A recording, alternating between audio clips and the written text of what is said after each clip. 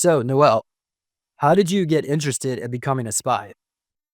Well, actually, I was kind of set on course by God because God put me in the womb of a woman where she and her husband had been told she'd better never get pregnant again or she and the baby will both die.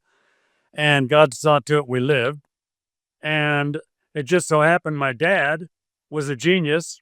He had three master's degrees in engineering by the time he was 17 or 18 years old. And he became one of the predecessors of Intel in Signal Corps, and he happened to be the man who kept the Normandy Day invasion records on his person 24/7. Youngest colonel promoted during the war, not rifted after the war. And people had to have orders signed by the president to see those plans.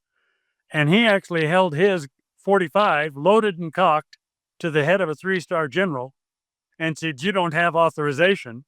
And the general pointed to his stars. "I got authorization right here."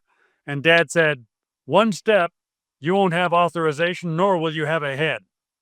And the guy backed off. But dad used to tell me all of his stories and how the war started, and actually how Roosevelt actually more or less sucked the nation into the war with what he called more or less like magic.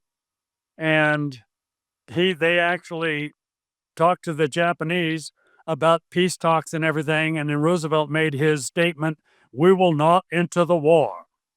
And that was to take everybody off guard. So that was their like magic facade when they were actually planning to enter the war. So all of this intrigue and all of this, how did you pull this deception off? And, how is it that the people didn't hear about this when the war was over? Things weren't disclosed. So I started learning from him all these things about military intelligence, and all of that stuff at a very, very young age. So God saw to it I was raised, primed, ready, coached, and excited and ready to go.